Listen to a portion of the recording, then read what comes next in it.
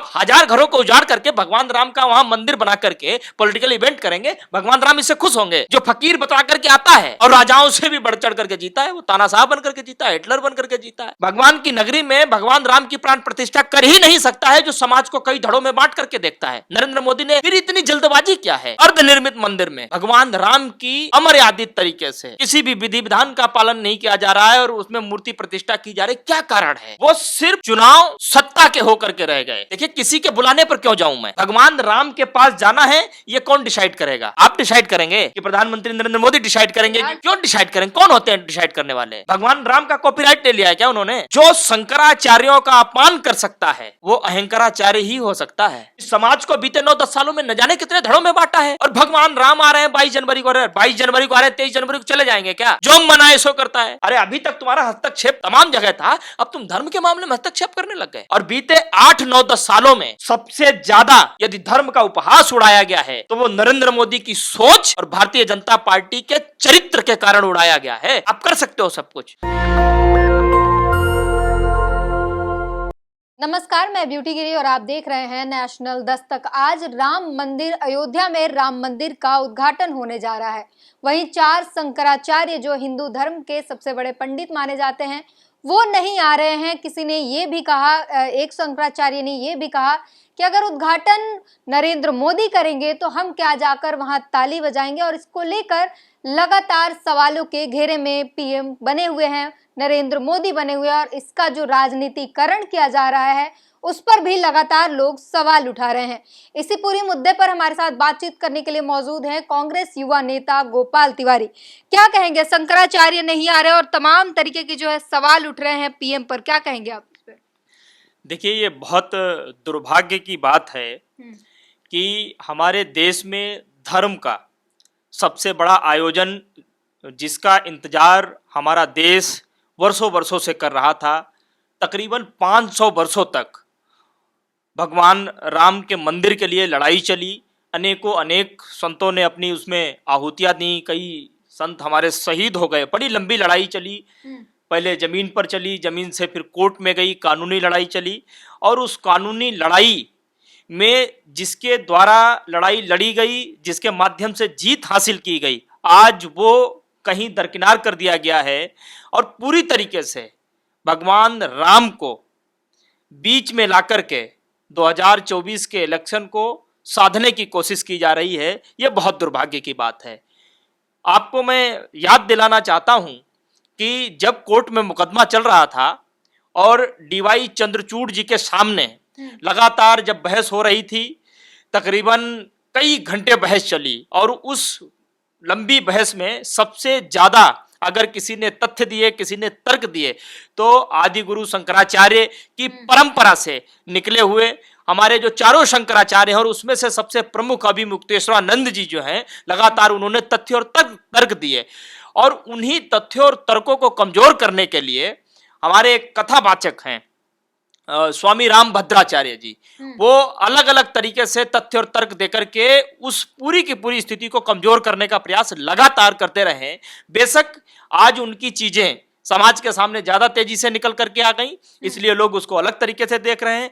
और हमारे शंकराचार्य जो लगातार समाज को एक नई रास्ता, एक नई दिशा दिखाने का काम करते हैं, उनकी चीजें सामने नहीं आ पाई, आज उनको लोग क्रिटिसाइज कर रहे हैं।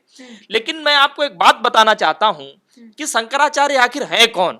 शंकराचार्य साक्षात भगवान शंकर का स्वरूप होते हैं, ईश्वरीय वाणी होते हैं। उनके शब्दों को सामान्य इंसान या कोई सामान्य संत कथावाचक उसके बस में नहीं है कि उसके शब्दों को काट पाना। और जो समझदार लोग हैं वो लोग ये कह भी रहे हैं कि एक सामान्य इंसान के बस की बात नहीं कि उनके शब्दों को काटा जा सके, क्योंकि वो ज्ञान के दाता होते हैं, न्याय के ईश्वर होते हैं।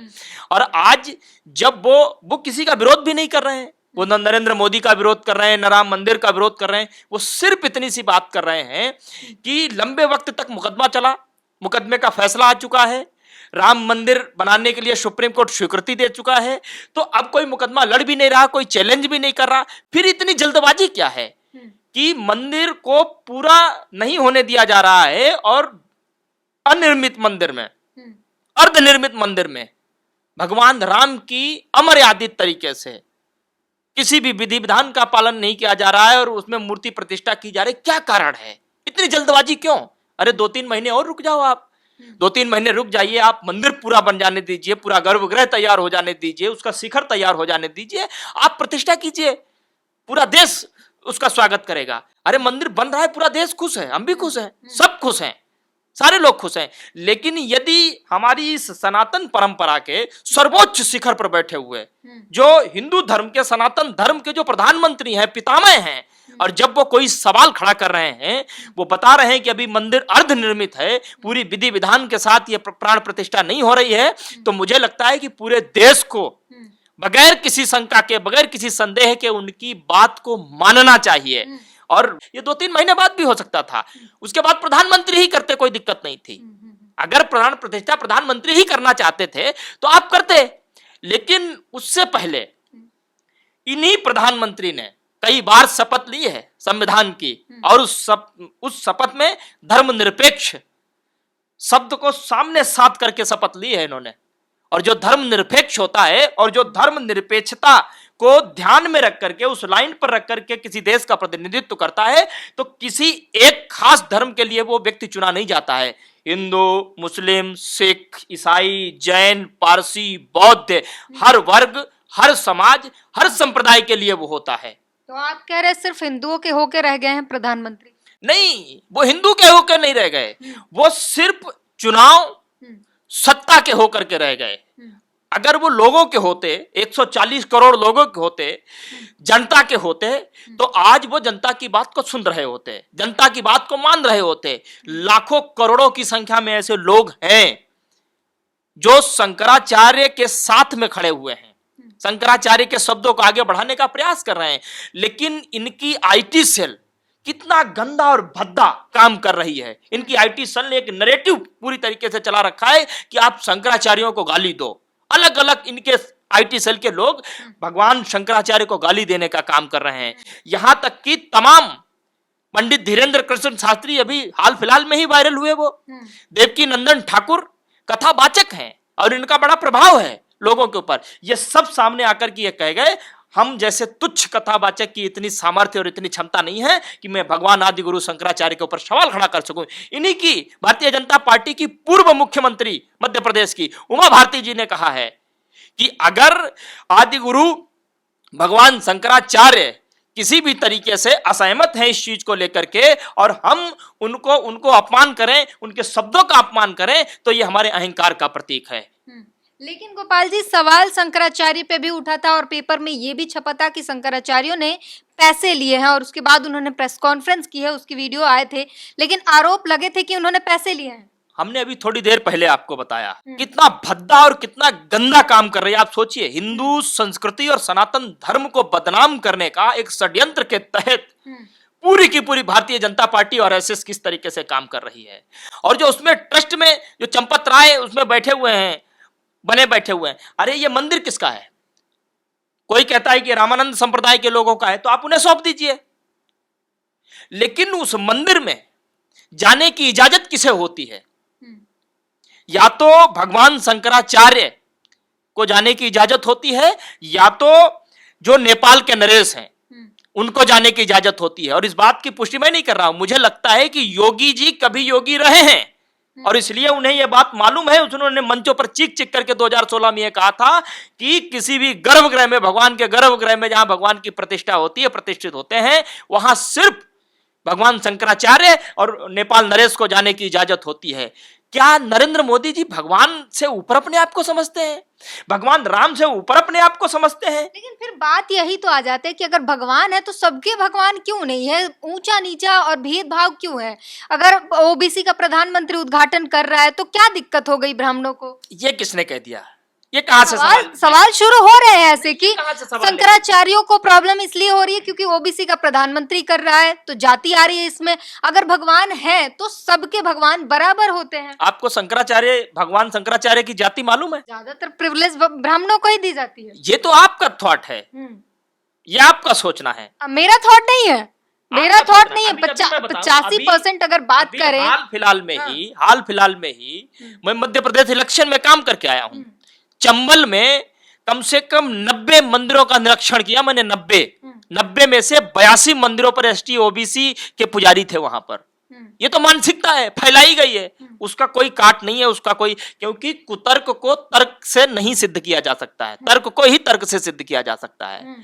मैं सिर्फ इतनी सी बात कह रहा हूं कि 22 तारीख का जो प्रयोजन है, ये समाज के लिए, सनातन धर्म के लिए, हिंदू संस्कृति के लिए, भारत के आने वाले भविष्य के लिए बहुत खतरनाक साबित होने वाला है। क्योंकि हमारे इस देश में सनातन संस्कृति, सनातन धर्म के सर्वोच्च शिखर पर बैठे हुए संत, जिनकी परंपरा भगवान शंकर से चली आई है, भगवान विष्णु से चली आई है, जिनको कोई बनाता नहीं है, शास्त्रार्थ के बल पर वो अपने आप को सिद्ध करके, तप करके, अपने आप को साबित करके वो शंकराचार्य की जो है उस कुर्सी पर बैठते हैं और उनका कार्य होता है। उनके खिलाफ कितने भी लोग खड़े हो जाए, क्यों ना पूरा देश उनके खिलाफ खड़ा हो जाए, लेकिन वो धर्म के खिलाफ कभी नहीं खड़े होते। आज इसीलिए वो धर्म के खिलाफ नहीं खड़े, वो धर्म के साथ खड़े हैं, और इसीलिए लगातार उन्हें इस बात से फर्क नहीं पड़ता कौन प्रधानमंत्री है या कौन मुख्यमंत्री है। ऐसे सैकड़ों प्रधानमंत्री और मुख्यमंत्री बनाने का सामर्थ्य होता है उनमें, ऐसे सैकड़ों प्रधानमंत्री और मुख्यमंत्री उनके सामने नतमस्तक होते हैं।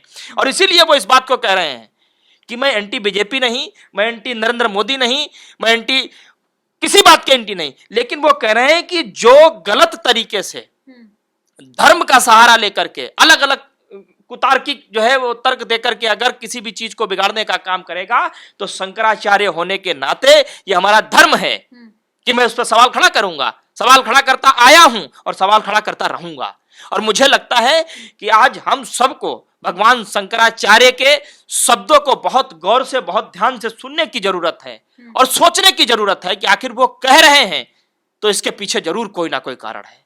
एक सवाल ये भी हो रहा है, अब कांग्रेस पर भी सवाल उठ रहा है और टीवी पर शो भी ऐसे चल रहे हैं। आपको बता दें कि सुधांशु सिन्हा नाम है उनका, नवभारत टाइम्स के पत्रकार हैं, वो कह रहे हैं कांग्रेस ने क्यों नहीं जा रही है, एक तो ये सवाल हो रहा है, और दूसरा वो कह रहे हैं कि क्या सिर्फ मुस्लिम वोट से जीत जाइएगा क्या महाराज? ये सिर्फ पत्रकार का सवाल है।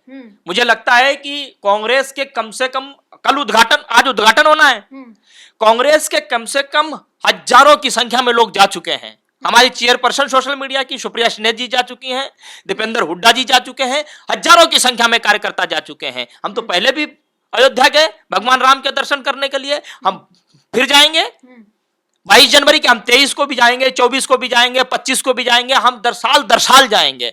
22 को जाएंगे कि नहीं? 22 को तो ये पूरी तरह, देखिए किसी के बुलाने पर क्यों जाऊं मैं, भगवान राम के पास जाना है, ये कौन डिसाइड करेगा? आप डिसाइड करेंगे कि प्रधानमंत्री नरेंद्र मोदी डिसाइड करेंगे? तो मोदी जी डिसाइड कर रहे हैं। क्यों डिसाइड करेंगे? कौन होते हैं डिसाइड करने वाले? भगवान राम का कॉपीराइट ले लिया है क्या उन्होंने? और फिर जो शंकराचार्यों का अपमान कर सकता है वो अहंकाराचार्य ही हो सकता है, और अहंकाराचार्यों के आदेश पर, उनके निर्देश पर कोई क्यों जाएगा? भगवान राम हमारे दिल में बसते हैं, भारत के हर व्यक्ति के दिल में बसते हैं। जिसकी जब मर्जी होगी तब वो जाएगा, उसकी मर्जी होगी आज जाएगा, उसकी मर्जी होगी कल जाएगा, उसकी मर्जी होगी परसों जाएगा, उसकी मर्जी होगी वो रोज जाएगा, और उसकी मर्जी होगी वो 1 साल बाद जाएगा। किसी को बताने वाला कौन होता है? ये भगवान के साथ, धर्म के साथ हमारा निजी मामला है, हमारा निजी आज का दिन बड़ा है इसलिए बोला जा रहा है। आज के दिन ही जो एम्स को भी बंद कर दिया गया था, हालांकि अब उसे वापस ले लिया गया है, लेकिन राम मनोहर लोहिया जैसे और एम्स जैसे बड़े अस्पतालों को भी बंद करने का फैसला आया था, अब भले वापस लिया गया। तो दिन जो है आज का बड़ा है, आज दिवाली मनाई जाएगी। देखिए हमारे इस देश में हर दिन दिवाली होती है। जो ईश्वर को मानता है, जो सनातन धर्म को समझता है, जो धर्म को समझता है, उसके दिल में हर दिन दिवाली होती है, क्योंकि वो हर दिन अपने भगवान के समीप है, हर दिन वो अपने राम के समीप है, हर दिन वो अपने कृष्ण के समीप है, हर दिन वो अपने महादेव के समीप है। और जो धर्म को मानता नहीं, सनातन संस्कृति को समझता नहीं, वो एक आध इवेंट जरूर कर सकता है, आयोजन जरूर कर सकता है, लेकिन भगवान राम को अपने दिल में कभी नहीं बसा सकता। भगवान राम के मंदिर को अपने मन मंदिर में कभी नहीं बसा सकता, अपने मन में मंदिर नहीं बना सकता। पर मोदी जी को तो युग पुरुष और विष्णु के अवतार कहे जा रहे हैं। कौन कहता है? उन्हीं के अंतरिम मंत्री संतरी कहते, जनता तो नहीं कहती है। आज पूरी तरीके से जनता कह रही है भाई, जब ट्रस्ट के पैसे से मंदिर बन रहा है तो योगदान जनता का क्यों नहीं होना चाहिए? योगदान सैकड़ों उन लोगों का क्यों नहीं होना चाहिए जिन्होंने इसके लिए लड़ाई लड़ी? नरेंद्र मोदी का तो कोई योगदान ही नहीं है उसमें, रत्ती भर योगदान नहीं है उसमें। योगदान यदि उस मंदिर के फैसले को सार्थक करने में सबसे ज्यादा किसी का है तो भगवान शंकराचार्य का है, सबसे ज्यादा है। तर्क तथ्य किसने दिए सुप्रीम कोर्ट में? शंकराचार्य ने दिए। बहस कितने की? भगवान शंकराचार्य ने की। और डीवाई चंद्रचूड़ जी ने कहा, उनके तमाम, पीएन मिश्रा जी एक वकील थे जो शंकराचार्यों की तरफ से भगवान राम का केस लड़ रहे थे। डीवाई चंद्रचूड़ जी ने कहा कि आपकी बात को, उन्होंने उसके बाद में तर्क दिए हैं कई सारे डीवाई चंद्रचूड़ जी ने। ये तो तथ्य है सब पूरी तरह। नरेंद्र मोदी का तो कोई योगदान ही नहीं है। और फिर दूसरी बात, कोई भी ऐसा व्यक्ति भगवान राम का या भगवान राम के काज में या अयोध्या में भगवान की नगरी में भगवान राम की प्राण प्रतिष्ठा कर ही नहीं सकता है जो समाज को कई धड़ों में बांट करके देखता है। नरेंद्र मोदी ने इस समाज को बीते 9-10 सालों में न जाने कितने धड़ों में बांटा है। और आप सोचिए, ये सीरीज है। जब इन्होंने संसद का उद्घाटन किया तब इन्होंने द्रौपदी मुर्मू को नहीं बुलाया, इस देश का सर्वोच्च नागरिक, प्रथम नागरिक राष्ट्रपति द्रौपदी मुर्मू जी को नहीं बुलाया जब इन्होंने संसद का उद्घाटन किया। जब ये क्रिकेट में गए, अभी हमारे यहां वर्ल्ड कप हुआ तो ये अकेले चले गए माहौल लूटने के लिए। वर्ल्ड कप में सबसे पहले इस पूरे भारत को गर्व की अनुभूति जिस टीम ने कराई थी और जिस कैप्टन ने कराई थी, कपिल देव को इन्होंने उसमें नहीं निमंत्रण दिया, नहीं बुलाया उसमें। और आज जब अयोध्या की नगरी में भगवान राम का मंदिर बन रहा है, कोर्ट के आदेश पे बन रहा है, इस बात को भी आप ध्यान रखिए। और जनता के पैसे से, जनता ने जो ट्रस्ट में पैसा दिया अपने भगवान राम के प्रति, उनके पैसे से बन रहा है। और आज जब उनके पैसे से बन रहा है और सनातन धर्म के सर्वोच्च शिखर पर बैठे हुए सबसे सम्मानित स्वयं भगवान का स्वरूप, जब भगवान शंकराचार्य को वहां होना चाहिए, विधि विधान उन्हें बतानी चाहिए, तब न उनको निमंत्रण गया भगवान शंकराचार्य को, ना ही तो उनको बुलाया गया। चलिए, ये सारी बातें मानते हैं, लेकिन अब ये सब कुछ बोलने से क्या फायदा? सब कुछ तो हो रहा है, जैसे चलना था वैसे चल रहा है। किसी के कितना भी आवाज उठा लिया, तमाम शो किए गए, तमाम आवाजें उठाई, कुछ नहीं हुआ। वो जैसे मोदी जी चाहते थे वैसे ही हो रहा है। देखिए, आवाज तो सदैव उठती रहेगी, आवाज सदैव से उठती आई है। कोई असर हुआ? क्यों नहीं असर होगा? जनता सब कुछ देख रही है ना। भारत को, हमारे देश को जब इस अमर्यादित तरीके से, गलत तरीके से जब ये चीजें जो की जा रही हैं, लगातार हमारे शंकराचार्य, तमाम संत, तमाम धर्माचार्य जब इस बात के संकेत दे रहे हैं ये ठीक नहीं हो रहा है, आने वाले भारत के भविष्य के लिए ये बहुत कुछ खतरनाक साबित होने वाला है, तो इसकी चिंताएं हैं। हमें सवाल तो हम उठाएंगे ना लगातार। मोदी जी कुकर्म कर रहे हैं तो भारत को क्यों होगा? मोदी जी को हरा दीजिए 24 में, ये होना चाहिए। करने क्या जा रहे हैं आपको ये मालूम है? भगवान राम इनके पॉलिटिकल एजेंट हैं क्या? कि इनकी टूल किट के मेंबर हैं? कि इनकी चुनाव के लिए आप उनका इस्तेमाल करिएगा? आप चुनाव जीतने के लिए धर्म का इस्तेमाल करिएगा? कौन होते हैं नरेंद्र मोदी और कौन होती है भारतीय जनता पार्टी? ये तो खुद बहुत बड़े धर्म विरोधी हैं, ये तो बहुत बड़े खुद सनातन विरोधी हैं। जो भगवान शंकराचार्य का अपमान कर सकता है, जो अपनी पूरी आईटी सेल से भगवान शंकराचार्य को गालियां दिलवा सकता है, ट्रेंड चलवा सकता है, बॉयकॉट उनका करवा सकता है, तो ये सनातन के प्रहरी हैं। वो लगातार उपवास कर रहे हैं और तमाम जो है विधि विधान से सारी चीजों को फॉलो कर रहे हैं। अरे ऐसे सैकड़ों उपवास आप कर लीजिए, आपके मन में जब भगवान राम नहीं है, आपके दिल में जब उनकी मर्यादा नहीं है, तो ये ढोंग करके फिर क्या मिल जाएगा? और भगवान राम आ रहे हैं 22 जनवरी को, 22 जनवरी को आ रहे हैं, 23 जनवरी को चले जाएंगे क्या?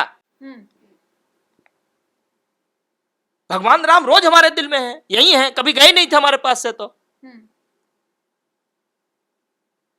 अरे भगवान राम के रास्ते पर कभी 1 मिनट के लिए भी नरेंद्र मोदी चल करके दिखाए होते तो आज ये पूरा देश कहता कि नहीं, इस व्यक्ति को अधिकार है, ये प्राण प्रतिष्ठा कर सकता है। जिसके मन में नफरत हो तो वो लायक ही नहीं है। अरे मैं कह रहा हूं, जिसके मन में नफरत हो, देश को, समाज को जो बांट करके देखता हो, जब इस देश में बहन बेटियों पर अत्याचार होता हो तो वो मौन हो जाता हो, कोई प्रदेश जल रहा हो तो वो मौन हो जाता हो। इनके तमाम भारतीय जनता पार्टी के सांसद विधायक जब महिलाओं का रेप करते हो तो वो मौन हो जाता हो। ऐसे व्यक्ति को अधिकार होना चाहिए, भगवान राम की प्राण प्रतिष्ठा करने का अधिकार होना चाहिए। और बीते 10 सालों में कई ऐसे पॉलिटिकल नकली शंकराचार्य तैयार किए गए, नकली, जिनको चारों तरफ ले जाकर के घुमाया गया। आज तमाम ऐसे संत हैं जो अपने नाम के आगे जगत गुरु लिखते हैं। जगत गुरु लिखने का अधिकार सिर्फ भगवान शंकराचार्य को होता है।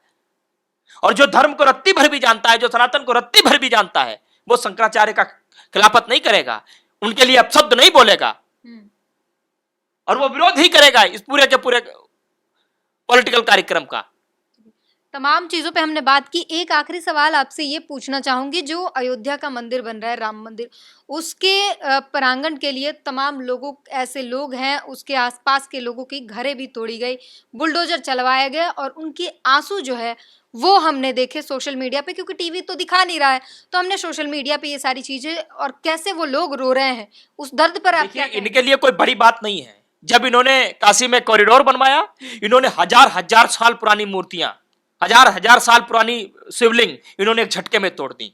आपने एक मूर्ति का महत्व बढ़ाने के लिए आपने सैकड़ों मूर्तियां तोड़ दी। ये तो कोई नियम नहीं है। भगवान शंकराचार्य ने सबसे पहले वही विरोध किया था। आपको महत्व बढ़ाना है, आप सारी मूर्तियों का महत्व बढ़ाइए, सारी शिवलिंगों का आए, मतलब प्रतिष्ठित 1,000 साल पुरानी, 900 800 साल पुरानी आपने शिवलिंग एक झटके में तोड़ दी। आप 1000 घरों को उजाड़ करके भगवान राम का वहां मंदिर बना करके पॉलिटिकल इवेंट करेंगे, भगवान राम इससे खुश होंगे।